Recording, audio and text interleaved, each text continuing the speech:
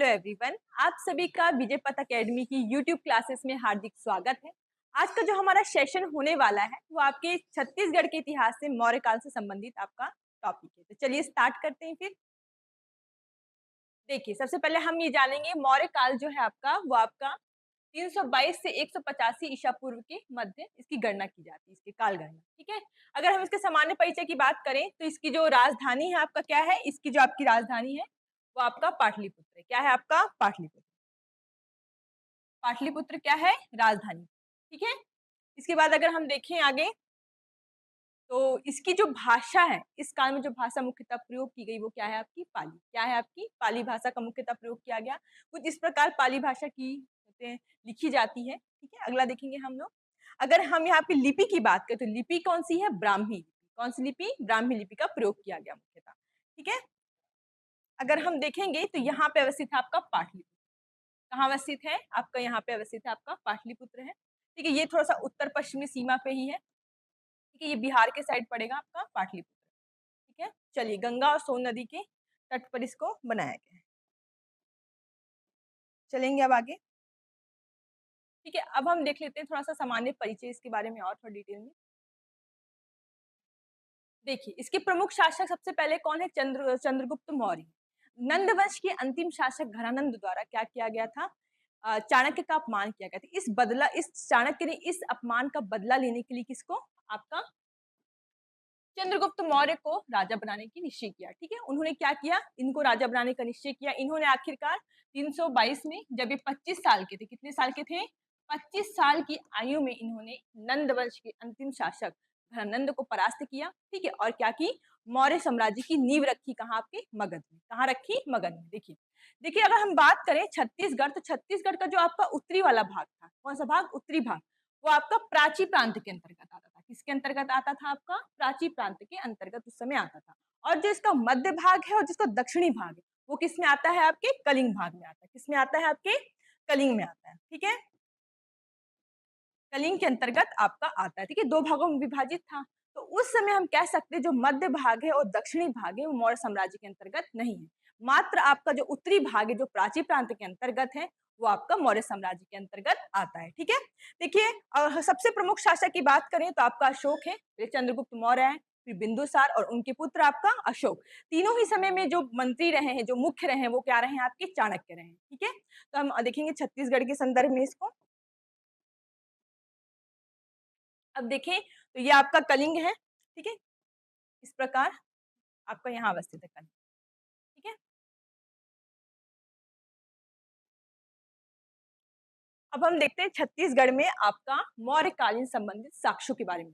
सबसे मुख्य क्या साक्ष्य मिलता है? सबसे पहले कहीं की भी हम पढ़ाई करते हैं, चाहे वो मौर्य काल की हो, चाहे वो जैन धर्म की हो, चाहे बौद्ध धर्म की, सबसे महत्वपूर्ण क्या होता है? पुरातत्व से जो हमको चीजें मिली, जैसे कि पुरातात्विक उत्खनन से हमको सर्वप्रथम क्या प्राप्त हुआ? यहाँ से सिक्के प्राप्त हुए।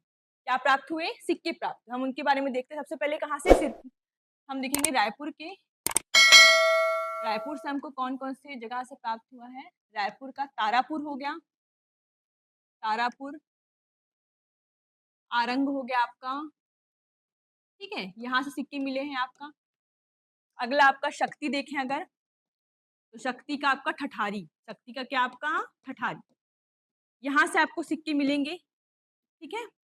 इसके बाद आपको क्या मिलेगा? सिक्के यहाँ से मिलेंगे। और यहाँ से जो सिक्के आपको प्राप्त हुए हैं वो पंचमार्क मुद्राएं। क्या? आपकी पंचमार्क या आहत मुद्राएं। क्या लेंगे आप लोग? पंचमार्क, आहत मुद्राएं। ठीक है। चांदी के सिक्के भी मिले हैं, आहत मुद्राएं। अब ये क्या है? ये जो मुख्यतः आपका मौर्य काल से संबंधित मुद्राएं, पंचमार्क मुद्रा जिसको कहते हैं हम, ये आपका किससे संबंधित है? ये आपके मौर्य काल से संबंधित है। ये विशेष प्रकार की छाप होती है जो दर्शाती है कि ये जो सिक्के हैं आपके किससे संबंधित है? ये आपके मौर्य काल से संबंधित है। ठीक है। छत्तीसगढ़ में आपका रायपुर का तारापुर, आरंग, शक्ति का ठठारी, अकल, जांजगीर चांपा का अकलतर। ठीक है। जांजगीर चांपा का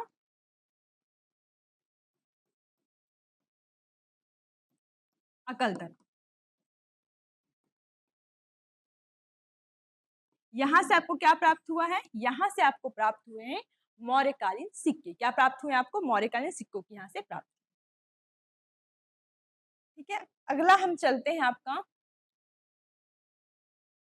यात्रा वर्णन की तरफ।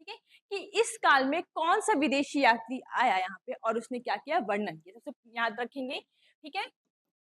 तो छत्तीसगढ़ में मौर्यकालीन साक्ष्यों में अगर हम अध्ययन करें यात्रा विवरण का, तो यहाँ पे सर्वप्रथम उस समय कौन आया था, ह्वेनसांग आया। कौन आया था, ह्वेनसांग, ठीक है। उसने ये बताया कि अशोक ने यहाँ पे बहुत सारे बौद्ध स्तूपों का निर्माण करा। कहाँ पे, आपके छत्तीसगढ़ में, ठीक है। ह्वेनसांग ने छत्तीसगढ़ में अनेक बौद्ध स्तूपों का निर्माण करा। क्या कराया है, अनेक बौद्ध स्तूपों का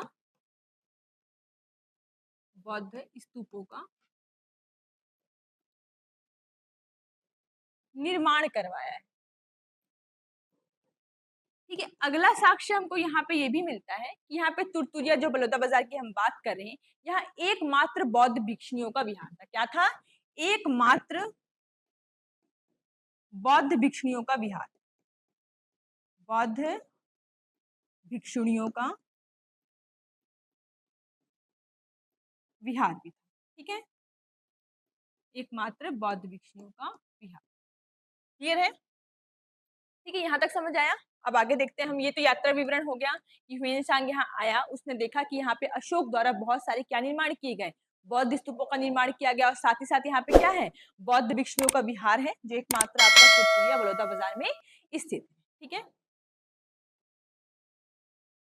अगला देखेंगे हम लोग, अभिलेखीय साक्ष्य। हमको यहाँ से कौन कौन से ऐसे साक्ष्य मिलते हैं जो लिखित रूप में। तो सबसे पहले आप याद रखेंगे सीता बेगरा, आपको याद रखना है, और आपको जोगी मारा, ठीक है। सीता बेगरा और जोगी मारा की जो दो गुफाएं हैं, वहां से जो हमको शिलालेख प्राप्त हुए हैं, उसको आपको किसने खोजा है, कर्नल आउसले के द्वारा खोजा गया है 1848, ठीक है। यहाँ से हमको क्या प्राप्त हुआ, जो शिलालेख प्राप्त हुए हैं उनकी भाषा पाली, लिपि क्या है इनकी ब्राह्मी। जैसे मैंने बताया, इसमें मुख्यतः क्या प्रयोग किया गया है, लिपि का जो प्रयोग किया गया है वो आपकी ब्राह्मी लिपि है, ठीक है, और भाषा क्या है आपकी पाली, ठीक है। समझेंगे अब इसको। अभिलेखीय साक्ष्य में याद रखिए, सबसे पहले क्या, सीता बेगरा और आपका जोगी माँ, सीता बेगरा व आपका जोगी माँ, इन दो गुफाओं से आपके क्या प्राप्त हुए, शिलालेख प्राप्त हुए हैं। और इन शिलालेखों की जो भाषा है वो है पाली, और लिपि क्या है, ब्राह्मी, ठीक है। भाषा क्या है इसकी, पाली है, और लिपि क्या है, लिपि ब्राह्मी है। लिपि की बात करें तो लिपि क्या है आपकी, ब्राह्मी, ठीक है। इनकी खोज कब की गई, इनकी खोज की गई आपका 1848 में। किसने की है, कर्नल आउसले ने की। किसने की है, कर्नल आउसले। कर्नल आउसले द्वारा सीता बेगरा और जोगी मारा दोनों की क्या की गई, आपकी खोज की गई, ठीक है। अब इसके बारे में और डिटेल से जानते हैं हम लोग, ठीक है। अगर हम सीता बेगरा की बात करें, सीता बेगरा, तो ये क्या है आपकी, एक नाट्यशाला है। क्या है आपकी, सीता बेगरा आपकी नाट्यशाला है, और ये नाट्यशाला प्रस्तर निर्मित है। क्या निर्मित है, प्रस्तर निर्मित। तो ये आपका प्रस्तर निर्मित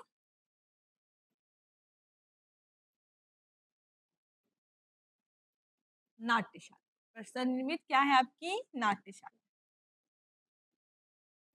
प्रस्तर मतलब समझ रहे हैं ना आप लोग, प्रस्तर मतलब होता है पत्थरों द्वारा निर्मित। क्या निर्मित, पत्थरों द्वारा निर्मित क्या है यहाँ पे आपकी नाट्यशाला स्थित, ठीक है। कहाँ पे आपकी, सीता बेगम।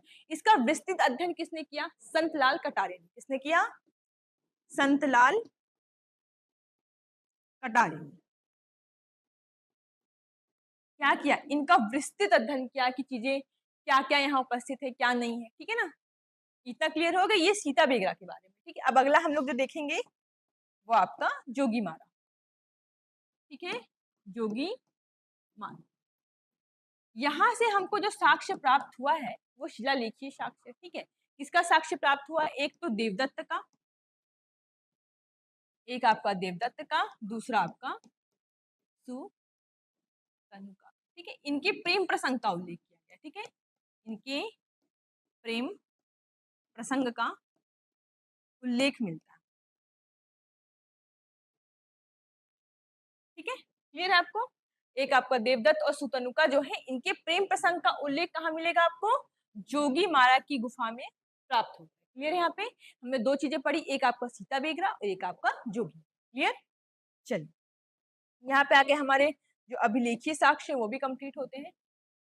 अब हमको देखना है कि आपकी नाट्यशाला, जैसे मैंने बताया क्या है आपकी नाट्यशाला, सीता बेगड़ा। ठीक है, क्या है आपकी नाट्यशाला, सीता बेगड़ा। और ये नाट्यशाला किससे निर्मित है, प्रस्तर नाट्यशाला। ठीक है, क्लियर है, इसको याद रखिएगा अच्छी तरीके से, इसको भूलिएगा नहीं। अब अशोककालीन मूर्तियों की बात करें तो अशोककालीन जो मूर्तियां आपकी कोटाडोल से प्राप्त हुई, कहाँ से प्राप्त हुई है, कोटाडोल से प्राप्त हुई है, मनेन्द्रगढ़ चिमरी भरतपुर वाले क्षेत्र में अवस्थित है आपका। ठीक है, कहाँ से प्राप्त हुई है, कोटाडोल। ठीक है, कोटाडोल ये कहाँ पे है, मनेन्द्रगढ़ चिरमिरी भरतपुर वाले क्षेत्र में आपका ये अवस्थित है। क्लियर है सभी को, कहाँ अवस्थित है आपका, मनेन्द्रगढ़ चिमरी भरतपुर वाले क्षेत्र में यहाँ पे अवस्थित है। और यहाँ से क्या प्राप्त हुआ है, यहाँ से हमको अशोक का लाठ भी प्राप्त होता है। क्या प्राप्त होता है, अगर हम अन्य चीजों की बात करें तो यहाँ पे थोड़ा सा और देख लेते हैं डिटेल में, हमको क्या प्राप्त हुआ है, कपाटपुरम से, कपाटपुरम जो है आपका, वहां से हमको अशोक का लाठ प्राप्त होता है, अशोक का लाठ, इसका तात्पर्य स्तंभ। ठीक है, स्तंभ हमको प्राप्त होता है, इसको अच्छी तरीके से याद रखिएगा। कपाटपुरम, ठीक है, एक तो आपका कपाटपुरम हो गया और एक आपका कोटाडोल हो गया। इस थोड़ा से नाम जो है ना ये मिलते जुलते लगते हैं, ठीक है ना, कोटाडोल, अच्छी तरीके से इसको याद रखिएगा। एक आपका है कपाटपुरम, अशोक का लाठ मिलता है, कोटाडोल से क्या मिलती है आपकी, अशोककालीन मूर्तियां यहाँ से प्राप्त होती है। ठीक है, तो हम हमारा जो क्या बोलते हैं मौर्य काल था यहीं पे समाप्त होगा, क्योंकि मौर्य काल समेत हमें जितनी भी इंपॉर्टेंट चीजें थी, स्थल के बारे में, कहाँ से सिक्का प्राप्त हुआ है, क्या यात्रा वृतांत थे, और मुख्यतः दो चीजों को तो आपको याद ही रखना है, एक सीता बेगरा और एक जोगी मारा। ये दो बहुत ही महत्वपूर्ण है मौर्यकालीन स्थलों के लिए। अब हम जो हमारा छोटा सा एक अन्य राजवंश है उसको देख लेते हैं, वो है हमारा शुंग वंश। ठीक है, तो छत्तीसगढ़ में शुंग वंश को बहुत ज्यादा साक्ष्य मिलते हैं ऐसा कुछ नहीं है, पर इसके बारे में थोड़ा जान लीजिए। शुंग वंश के जो संस्थापक हैं वो कौन है, शुंग वंश के संस्थापक हैं पुष्यमित्र शुंग। कौन है आपके, पुष्यमित्र शुंग।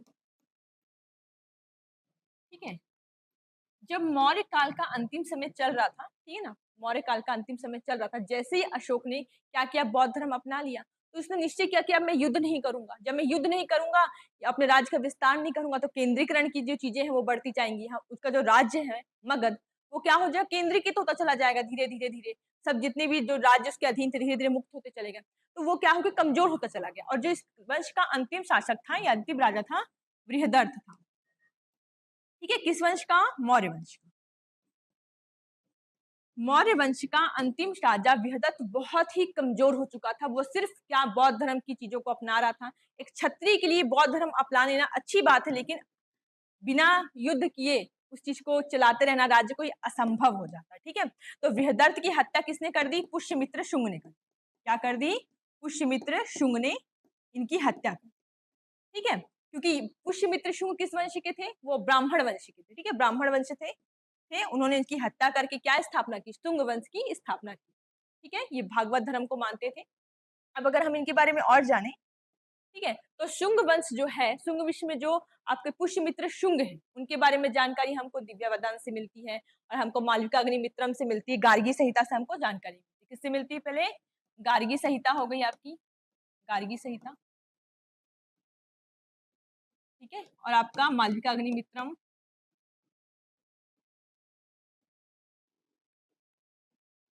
मालविका अग्निमित्रम से जानकारी मिलती है हमको। ठीक है, मालविका अग्निमित्रम में जो अग्निमित्र है वो पुत्र है किसका, वो पुष्यमित्र शुंग का पुत्र है, और आपका जो मालविका है वो विदिशा के राजा की बेटी है। ठीक है ना, इसको आप लोग याद रखिएगा। ठीक है, इसमें हमको उल्लेख मिलता है किसका, शुंग वंश का हमको इसमें उल्लेख मिलता है, और पतंजलि का महाभाष्य,